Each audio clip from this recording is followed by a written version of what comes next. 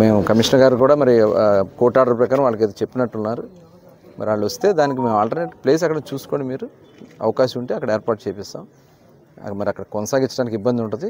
మీరు వెళ్ళి ఒకసారి కమిషనర్ గారితో మాట్లాడమని చెప్పడం జరిగింది. ఎందుకంటే వాళ్ళు ఇష్టారాజ్యంగా చేశారు. బందర్ని, మచిలీపట్నాన్ని ఉన్న ప్రాముఖ్యతను చెడగొట్టడానికి కావాల్సిన కార్యక్రమాలన్నీ కూడా చేస్తారు. అక్కడ అస్తవ్యస్తంగా రాత్రిపూట గంజాయి, మందు, అసలు చాలా చెప్పుకోవడానికి కూడా, వినటానికి కూడా చెప్పుకోలేనటువంటి అక్కడ వదిలేస్తున్నారు, పడేస్తూ ఉన్నారు.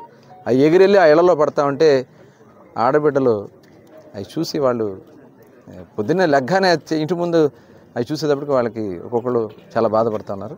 ఇమీడియట్గా దాని మీద చర్యలు తీసుకుంటాం. అయితే ఎవరైతే ఫుడ్ కోర్టులు వేసారో దాని మీద కూడా విచారణ చేయించి ఎవరైతే దీని బాధ్యులు ఉన్నారో వాళ్ళ మీద చర్యలు తీసుకోవడమే కాకుండా వాళ్ళకు కూడా ఆల్టర్నేట్ ఎలా చేయాలి ఏంటనేది మేము కూడా డిస్కస్ చేయడం జరుగుతుంది. ఇప్పుడు ఉన్నది అది మున్సిపాలిటీకి సంబంధించి కమిషనర్ గారు రేపు కలెక్టర్ గారు రివ్యూ చేస్తారు. ఎల్లుండి కలెక్టర్ గారు రివ్యూ చేసిన తర్వాత టోటల్ ఇక అవసరమైతే నిధులు, ఎందుకంటే ఆల్రెడీ కొన్ని వర్క్లు వాళ్ళు చేసి వాళ్ళు ఇష్టారాజ్యంగా ఇప్పుడు మున్సిపల్ ముడా నుంచి డబ్బులు తీసుకున్నారు. ముడా నుంచి డబ్బులు తీసుకుని కాంట్రాక్టర్ బిల్లులు చేశారు. అసలు వర్క్ ఎంత జరిగింది, వర్క్ ఎగ్జిక్యూట్ జరిగిందా లేదా ఏమీ లేవు. ఎంబుక్లో రికార్డ్ చేయాల్సింది ఏమీ లేకుండా డబ్బులు పేమెంట్ చేశారు. అంటే కాంట్రాక్టర్ల దగ్గర వీళ్ళు కమిషన్ కొట్టుకోవడానికి, లేకపోతే వీళ్ళు స్వార్థాలు చేసి పడతారు. దాదాపు 10 కోట్ల రూపాయలు దీనికి మచిలీపట్నం మున్సిపాలిటీలో వాడారు. అవన్నీ కూడా ఎంక్వైరీ చేస్తాం. రిజర్వాయర్ కనెక్షన్స్ వల్ల వాటర్ ఎందుకు మనం పెట్టింది దేనికోసం, మొత్తం కూడా రిజర్వాయర్కి లోడ్ వాటర్ ఇచ్చేదానికి అవకాశం ఉంటుంది.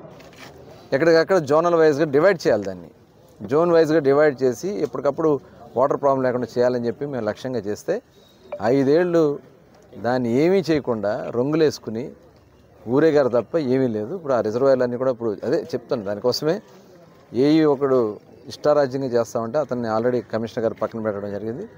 మొత్తం ప్రక్షాళన చేసుకోవాలి. ఎందుకంటే వాటర్ హౌస్ దగ్గర ఒకడు పెత్తనం, ఎక్కడికక్కడ పెత్తనాలు పెట్టేసుకున్నారు, సొంత మనుషులు పెట్టేసుకున్నారు. ఫుడ్ కోర్ట్ ఇప్పుడే వచ్చారు బాధితులు, కోర్టు నుంచి వచ్చింది వాళ్ళకి. ఫుడ్ కోర్టు ఇక్కడ పెట్టడం అసలు రోడ్డు మీద ఎవరైనా పెడతారండి? అసలు పబ్లిక్ కోసం ఉపయోగించే రోడ్ల మీద ఫుడ్ కోర్ట్ పెడతాంటి. ఈయన ఒక్కో షాప్కి 1,50,000, 25,000 డబ్బులు తీసేసుకుని వాళ్ళు ఒక్కొక్కళ్ళ దగ్గర నెల డబ్బులు వసూళ్ళు 15,000 రూపాయలంట షాప్. అసలు ఇష్టారాజ్యంగా చేసేస్తే తప్ప వాళ్ళకి పనిచేసే వాళ్ళు వేసుకోలే, ఉత్తుగా కూర్చోబెట్టి జీతాలు ఇస్తూ ఉన్నారు. ఇవన్నీ కూడా కరెక్ట్ చేస్తాం. ఎవరైతే, ఎందుకంటే శానిటేషన్ వర్క్ చేయాల్సిన వాళ్ళు, రోడ్లు ఓడించాల్సిన వాళ్ళు, డ్రైన్ తీయాల్సిన వాళ్ళు, ఎవరి పని వాళ్ళు చేస్తేనే మనం ప్రజలకు ప్రయోజనం చేసిన వాడు అవుతాం. ఖచ్చితంగా దాని మీద త్వరలోనే కలెక్టర్ గారు కూడా నేను మాట్లాడటం జరిగింది. రేపు సీఎం గారు ప్రోగ్రాం ఉంది పెనంలూరులో. మరి దాని మీద ఆయన అక్కడ ఉన్నారు కలెక్టర్ గారు. నిన్న కూడా నేను మాట్లాడాను. ఆయన ఇది అయిన వెంటనే టోటల్ మున్సిపాలిటీ మొత్తం కూడా ఆయన రివ్యూ తీసుకుంటున్నారు. రివ్యూ తీసుకున్నాక నెక్స్ట్ స్టెప్స్ ఎలా ఉంటాయి అనేది మేము కూడా ప్లాన్ చేసుకోవడం జరుగుతుంది. అలాగే వీడ్ ఏదైతే వాళ్ళ తర్వాత వీడంతా కూడా క్లీన్ చేసుకోవాలి. ఆ కాలువలు వీడి తీసుకోవడానికి వీళ్ళు ₹1 కూడా ఇవ్వకుండా, ఎస్టిమేట్లు చేయకుండా ఇష్టం వచ్చినట్టు చేసేసి వెళ్ళిపోయారు. మేలో పనులు పూర్తి అవ్వాల్సింది ఉంటే వీళ్ళు కనీసం దాని గురించి పట్టించుకోలే. ఇవాళ మంత్రి గారితో కూడా నేను మాట్లాడాను. ఇమీడియట్గా ఒక ₹2 కోట్ల ఇస్తున్నారు. ఇమీడియట్గా వీడు కానీ అత్యవసరంగా ఎక్కడైతే పనులు ఉన్నాయో అక్కడ మట్టి తీయటం కానీ ఇవన్నీ కూడా చేయటం జరిగింది. ఎందుకంటే 13 కోట్లు మన 7 కాన్స్టిట్యున్సీలకి అవసరం ఉంది. మరి ముందు ఒక ₹2 కోట్ల మచిలీపట్నం వరకు తీసుకురావడం జరిగింది. దాని మీద వెంటనే వర్కులు పిలిచి, ఎందుకంటే పంటలు కాలువలు వచ్చేస్తే మళ్ళీ చేసుకుంటారు ఉండదు, ఇమీడియట్గా చేయడం కూడా జరుగుతుందని చెప్పి తెలియజేస్తా ఉన్నాం. మోటార్ పెట్టి జనరేటర్లు పెట్టి నింపాం. ఇవాళ ఆ మాత్రం ఇంగిత జ్ఞానం కూడా లేకుండా వాళ్ళు ఇవాళ గాలికి వదిలేసి మరి మెయింటెనెన్స్ లేకుండా చేశారు. దయచేసి అందరినీ కూడా మరొకసారి నేను కోరుతాను. నేను కూడా మరొకసారి వెళ్ళి అక్కడ ఉన్నటువంటి స్టోరేజ్ కెపాసిటీలన్నీ కూడా చూసి రావడం జరుగుతుంది. జాగ్రత్తగా నీటిని వాడుకుందాం. తాగడానికి మాత్రం వాడుకుని ఈ టర్మ్ మటుకి ఒకసారి ఈ ట్రిప్ మటుకి మీరు చేయాలని చెప్పి కోరుకుంటూ మళ్ళీ రేపు అందరికీ నమస్కారం. ఈరోజు మచిలీపట్నం మున్సిపాలిటీలో గత 5 సంవత్సరాలు టోటల్ వ్యవస్థనంతా కూడా నిర్వీర్యం చేశారు.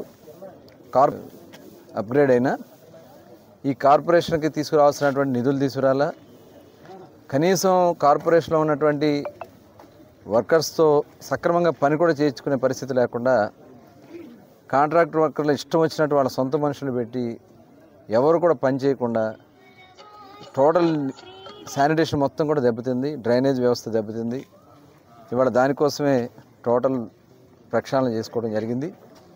దానికి ఎక్కడికెక్కడ కమిషనర్ గారు మొత్తం 5 సూపర్వైజర్ని మొత్తం మచిలీపట్నం మున్సిపల్ కార్పొరేషన్లోని 50 డివిజన్లకి సూపర్వైజర్ని, వర్క్ సూపర్వైజర్ని ఇట్లా విడివిడిగా డివైడ్ చేసి డివిజన్లు బట్టి ఎంతమంది వర్కర్స్ అక్కడ అవసరం అవుతుందో వాళ్ళందరినీ కూడా ఏర్పాటు చేయడం జరిగింది. డ్రైనేజ్ కానీ ముఖ్యంగా విపరీతంగా చెత్త పేరుకుపోయింది. టోటల్ కూడా క్లీన్ చేసి ఎక్కడైతే బ్లీచింగ్ అవసరం ఉంటుందో బ్లీచింగ్, సున్నం, అలాగే సైడ్ బరమ్స్ కూడా మరి అవన్నీ కూడా మొక్కలు పెరిగిపోయి తుమ్మ చెట్లు పెరిగిపోయినాయి. టోటల్ 50 డివిజన్లు కూడా ఒక యుద్ధ ప్రాతిపదిక మీదగా మొత్తం కూడా క్లీన్ చేయాలని లక్ష్యంగా పెట్టుకున్నాం. ఇది మొదటి విడతలో జరుగుతుంది.